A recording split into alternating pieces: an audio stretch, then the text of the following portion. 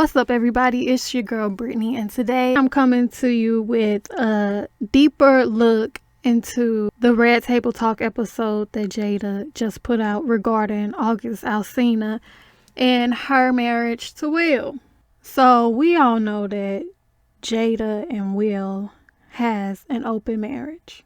They think that they are like pulling the wool over our eyes or something because they haven't came out and directly said that they have an open marriage. But I mean, we're not stupid. Like, we can see everything that they putting down. We picking it up, okay? We picking up everything that they putting down. So recently, Jada has been caught up in her little entanglement with August. But what it seems that like people are failing to remember is that Will has also been linked with his own entanglements. He has been linked to a woman named Margot Robbie, which is somebody that he worked on the Suicide Squad movie with. He also has been linked to a model named Heidi De La Rosa. And recently, there's been speculation that him and Liza Koshy might have had some dealings with each other, even though he's supposed to be her mentor. We don't know about that for sure, but that's the word on the streets. So Will and Jada, they both have been out here in these streets. Neither one of them is innocent, okay? So when this episode first started, Will talked about how when they met August, he was really sick, and the support given to him by the family was initially about his health. Jada says that her and Will were having a difficult time within their marriage, and Will lets it be known that he was done with her ass. And from there, you and I were going through a very difficult time.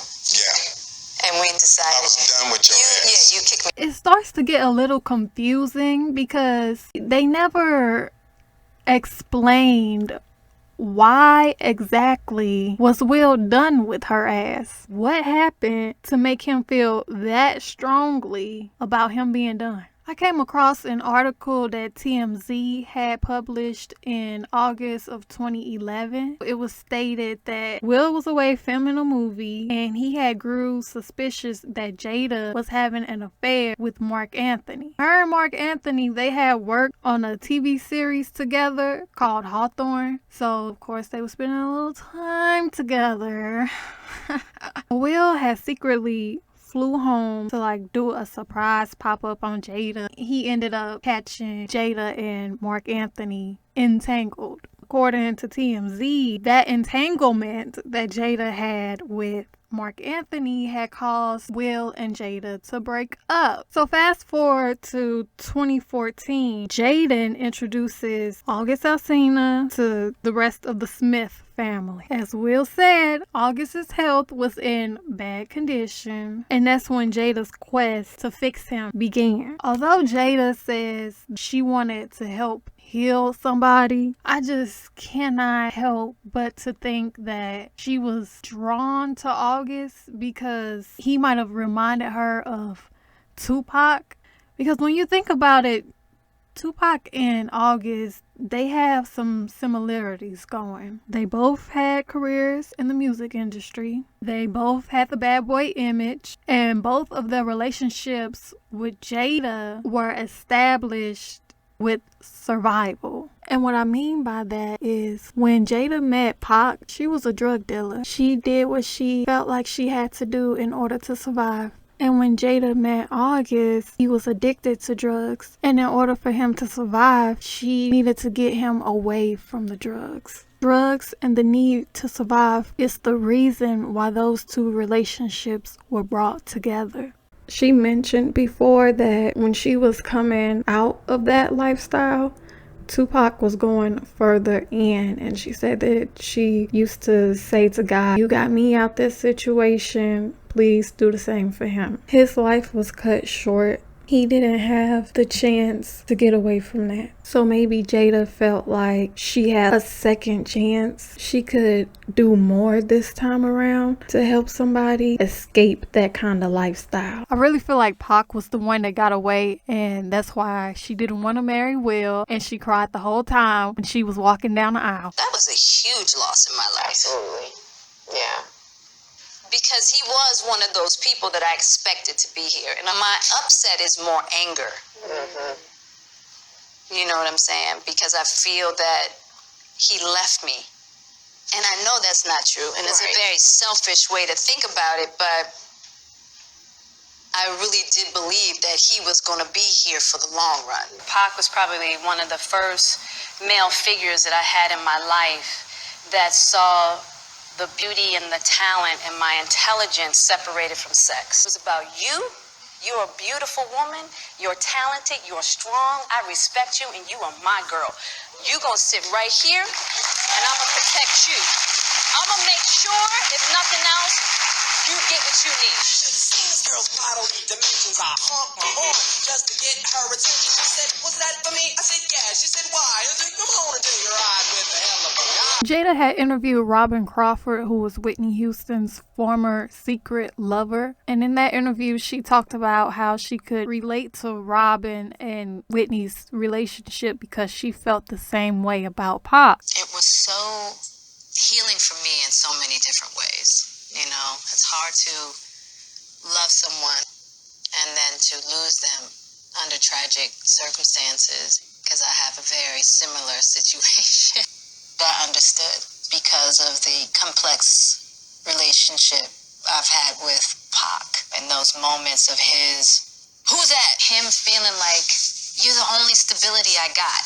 I can't afford for you to put that attention elsewhere. I need that stability. So for him, it was, we were an anchor for each other. Oh, yeah.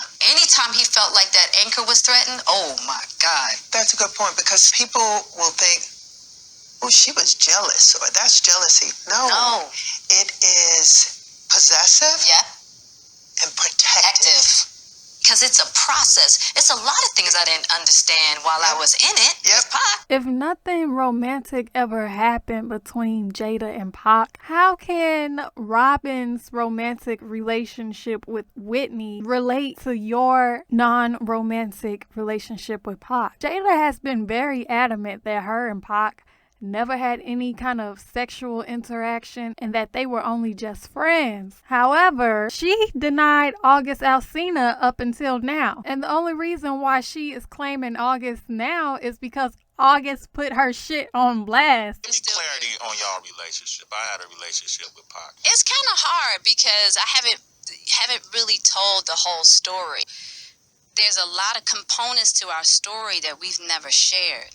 You know, for a very specific reason. That made my ears perk up. I want to know what it is she hasn't shared. We like to be entertained.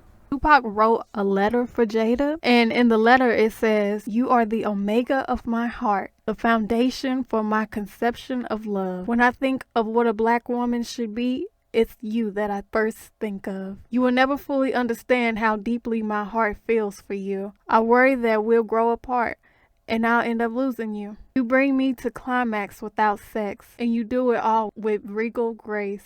You are my heart in human form, a friend I could never replace." When I see that letter, it just reminds me how passionate August talked about Jada in the interview he did with Angela Yee. To me, this letter definitely sounds like there was some kind of romantic interaction between them. I find this clip very ironic. It's definitely art imitating her life. Well, maybe I'll be down to scoop you up later in life if you ain't all shriveled up. You could be like Ozzie Davis and Ruby Dee. Dick, you know you always got a place in my heart. But you know the times. You know, you just make sure to quiet. You make sure Dorian does the right thing. Will was jealous of the relationship that Tupac and Jada shared. He thought that he could potentially lose her to Tupac. Were you ever jealous of the love Jada had for Tupac? Oh, fuck yeah. You know, they grew up together. And, you know, they loved each other, but they never had that, you know, they never had a sexual relationship, but they had come into that age where now that was a possibility. I couldn't handle it, you know. I was the soft rapper from Philly, and he was Pac. She just loved him like he was the image of perfection. I never could, like, even we were in a room together a couple times, I couldn't speak to him. I was deeply insecure. And just I wasn't man enough to handle that relationship. Maybe Will saw or felt something that reminded him of the deep love that she had for Pac and told her that she needed to figure out what she wanted to do. What do y'all think? Do y'all think that the breakup that Will and Jada are referring to is about her entanglement with Marc Anthony? Or do you feel like old jealousy could have sparked and made Will feel some type of way? In an interview with Angela Yee, August had stated that he's a demisexual, which means that he's not attracted to someone unless they establish an emotional bond first. Knowing that and seeing how Jada was there for him through his addiction, listening to his problems, and even opening up to him about her own past addictions, it's easy to see how August could have established that emotional connection with her. From the way he talked about how he felt when their relationship was over, I feel like he really wanted Jada for himself. When he realized that was never going to be an option, he decided to cut all ties from her. I totally gave myself to that relationship for years of my life, you know, and I truly and really deeply loved and have a ton of love for her. I devoted myself to it. I gave my full self to it. I have literally never been in love in that kind of a way. So much so that being intertwined in that way, walking away from it, butchered me. Like I'm shaking right now because it almost killed me. It broke me down. It probably will be the hardest thing that I've ever experienced in this lifetime. You know, when you doing the do, you get caught up in the moment. Your hormones start raging, you're feeling good, you're saying all this stuff that you don't mean. It's very much possible that Jada was pillow talking with August, telling him that she'll leave Will, and she never did. As I came through and started to realize certain things about you and I, he decided to break all communication with me and hadn't talked to him since. In these messages from the Nunya video, August talks about how he put his feelings out there and he gave her time to make him more important than the facade that she puts out to the world to satisfy Will. Now, I've seen people say that August getting his feelings hurt was his own fault because he knew that she was married. And I've also seen people say that Jada was wrong for what she did. She knew he was vulnerable. Honestly, they both should have known better, but you know, I guess shit happens. So after she tried to downplay her involvement with August, I got into an entanglement with August. That's what I said. A relationship. she told Will that she got into a relationship with him because she wanted to feel good. I just wanted to feel good. It had been so long since I felt good. And let me tell you, baby was feeling. August had her smiling from ear to ear, had her showing back and leg. He took her from conservative Kathy to liberated Lucy. Might as well have called her Stella, cause Miss Mama's definitely got her groove back. In case y'all didn't know, transgression means an act that goes against a law, a rule, or code of conduct. I feel like that husband, like I'm with you at the press conference while you like tell the world about your transgression. I definitely understand why it would look that way or feel that way, but I actually don't look at it as a transgression at all. So with that being said, the translation to this clip is that Will felt embarrassed by the fact that he had to publicly listen to his wife explain why she stepped out of the marriage because she couldn't keep her side piece quiet. And Jada is like, I can see why it looks like I stepped out on my marriage to the outside world, but it's not that way at all because we already established the rules within our open marriage. So Will was still trying to fake the funk for us because they haven't directly came out to the public and said that they have relationships within their relationship. And Jada tried to defend herself by indirectly telling us what's really going on. This isn't the first time that Will was willing to sacrifice happiness to give a perception of perfection. If his first wife, Sheree, would have never taken it upon herself to file for divorce, they would still be together today. I think Dwayne and Tisha had a thing at the Baked Potato. Yep. And we sat down at the Baked Potato. And we talked. There was a really unique, beautiful power. Yeah. We had that moment and we connected, but I was married and it was, and we that was it. We did not have an affair. We did not have an affair. While he was married. Nope, Let's be clear about that. Not at all. It was just that next night, me and Sheree went to dinner. And I sat down with Sheree, and it was one of the most bizarre emotions I ever had after we had that talk. And we were at the Palm. And I remember I had to get up from dinner when I had a realization that I wasn't with the person I was supposed to be with. But you would have stayed with her forever. Forever. I would have never gotten divorced. Yeah. Wow. I went in the bathroom at the Palm and I broke down in tears. Wow. And I was sitting in a stall in the restaurant and I was crying uncontrollably and then laughing like, what the heck is wrong with me? And I was crying and laughing. And it's like, I knew that was the woman I was supposed to be with, but I was never getting divorced. And then she divorced you. And then Sheree filed for divorce. She hit me hard. Sheree filed for divorce on Valentine's Day. And I still told her, I said, no. Yeah. Wow. You can't have a divorce.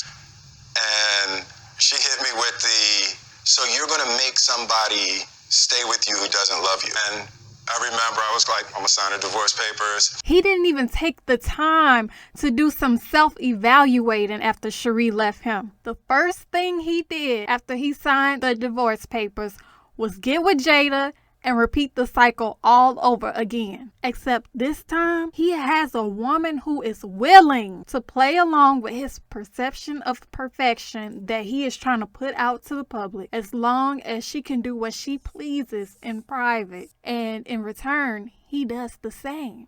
I walked out of there and I was in the car and I had Jada's number. I literally walked right out from there. I called Jada. I said, hey, Jada, what's up? It's Will. She said, hey, how you doing? I said, good. I said, are you seeing anybody? Oh, my God. And she said, no. I said, cool, you're seeing me now. And my dumb ass was like, okay. Jada refers to herself as a free spirit. She never wanted to get married. The only reason they got married is because she was pregnant with Jaden and her mother told them that they needed to get married. I really didn't want to get married, but we only got married because Gammy was crying. I'd been trying to live up to an expectation for Will. You know, I'm really a free spirit at heart. I just felt like my life had got constricted into this little box. And it was strangling me, basically. Marriage put a restriction on Jada. So her and Will had to rearrange what marriage meant to them in order for her to feel less constricted. The things that Jada needs to be happy, I'm not going to agree with them all, right? I truly have learned the definition of unconditional love. I don't have to like it. Yeah. I describe it as the day the deal breakers are gone. We don't have any deal breakers. I'm sure that they were once in love, but they are no longer in love. I believe they made a transition from lovers to friends who have came to an understanding and made a mutual agreement to stay together for financial reasons. I put in too much. Yeah. Period. And I knew that divorce wasn't necessary. Yeah. Why do that? Why create all that disruption? We're going to be together. We're going to be under the same roof. You might be on one end of that joker with somebody else, but we're gonna be in this joker together. The thing that Will and I are learning to do is be friends. Right? Yeah. Because you get into all of these ideas of what intimate relationships are supposed to look like, what marriages are supposed to be. So Will and I are in the process of him taking the time to learn to love himself, me taking the time to learn to love myself, right? And us building a friendship along the way. So let me tell you, that's been something to be married to somebody for 20 some odd years and then realize I don't know you and you don't know me. They summed up this episode of Red Table Talk by low-key confirming that Will has indeed had his own entanglements and letting everybody know that no matter how unhappy they are within their marriage, they will be staying unhappily married till death does them part. I'm gonna get you back first, and then You gonna get me back? I think you got me back. okay, that's probably true. I don't think it's about getting anybody back. No, for me it is. Okay, it's just part of it. Yeah. You know, if you expect to be with somebody for a lifetime. 25 years and counting. We ride together, We die together. Bad marriage for life. If you enjoyed this, go ahead and give this video a like, subscribe because I have more videos on the way, and don't forget to comment your thoughts and opinions down below in the comment section. I'll talk to y'all in my next video. Bye!